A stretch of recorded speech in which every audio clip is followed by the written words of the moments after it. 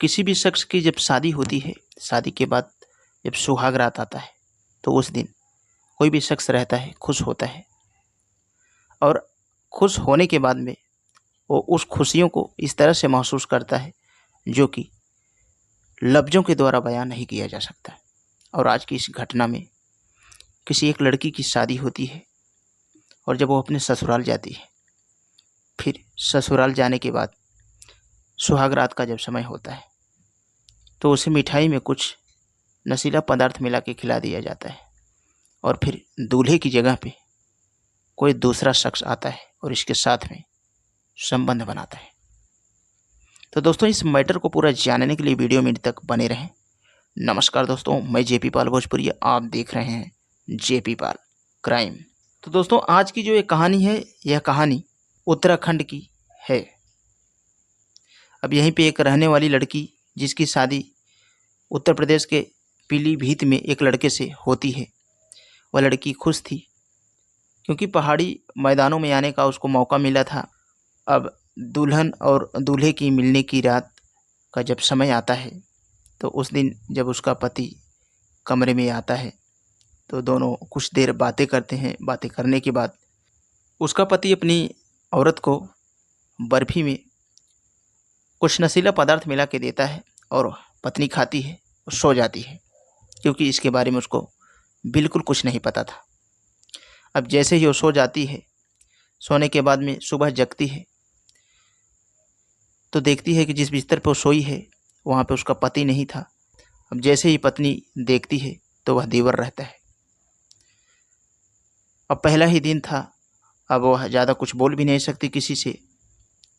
लेकिन जब उसका पति दोबारा आया वहाँ पे तो उससे यह बात पूछने लगी। कहती है कि आप कहाँ चले गए थे, बिस्तर पे तो देवर जी थे। जैसे ही इतनी बात बताती है तो पति कहता है कि तेरी गलत फहमी है, तो स्वप्न लगता है देख रही थी। और ऐसे ताल मटोल करके वह इस बात को टाल देता है। अब पत्नी भी ज़्यादा कुछ यहाँ पे ठोस कदम नहीं उठाती। वह भी सोच रही थी कि आज पहला दिन है, अगर कुछ ज़्यादा हड़कंप मचाऊंगी तो फिर इंजाम कुछ ज़्यादा ही ख़राब हो सकता है।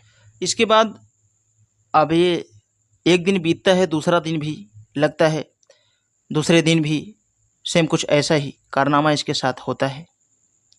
अब पति बाहर चला जाता और देवर उसके कमरे में आता और उसके आबरू से यह खिलवाड़ करता। अब इस तरह से चल रहा था। अब यहाँ पे जब 2 दिन का समय बीत जाता है तो पत्नी अब कहीं ना कहीं सोच रही थी कि मेरे साथ में सचमुच कुछ गलत ये लोग कर रहे हैं। अब औरत यहाँ पे समझ जाती है, सोचती है कि शायद वह मिठाई खाने की वजह से हमें गहरी नींद आ जाती थी और मैं सो जाती थी।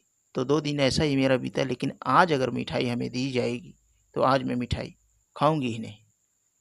उसके बाद में जैसे ही तीसरी रात होती है, अब तीसरी रात भी दूल्हा आता है, इसको मिठाई खिलाने के लिए कहता है। अब इसको मिठाई देता है अपने हाथों से खाने के लिए, क्योंकि यह षड्यंत्र बना के पहले से ही रखा था। मिठाई में जो है नशीला पदार्थ मिलाया था।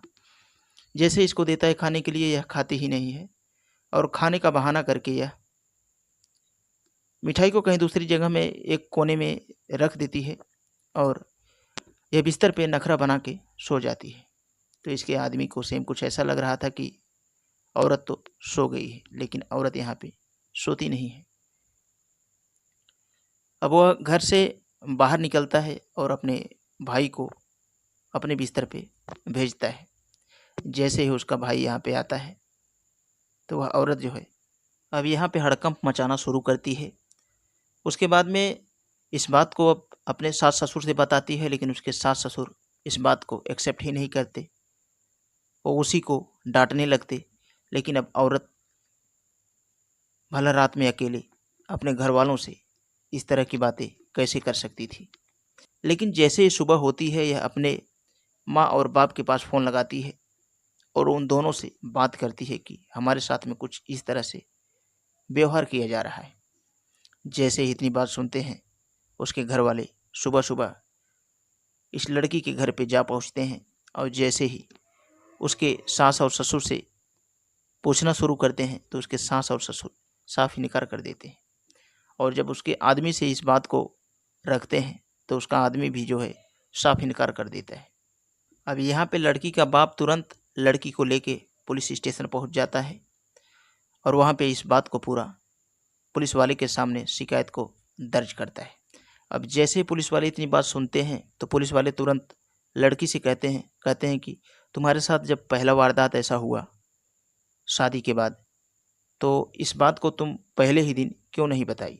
अब यहाँ पे लड़की बताना शुरू करती है, कहती है कि साहब जैसे ही पहली रात हुई मैंने मिठाई के पीस को खाया और मुझे कुछ पता ही नहीं कि मैं कब सो गई।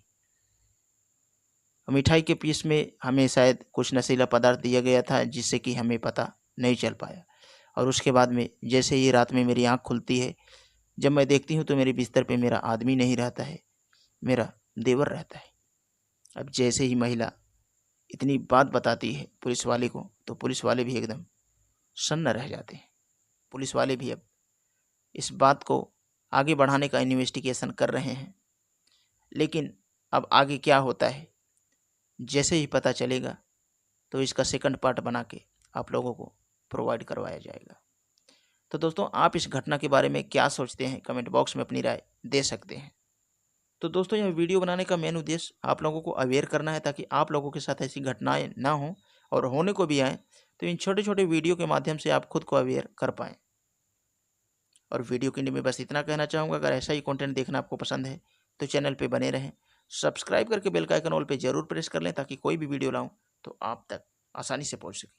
तो आज के लिए बस इतना ही, मिलते हैं कल शाम 7 बजे किसी नेक्स्ट क्राइम स्टोरी के साथ।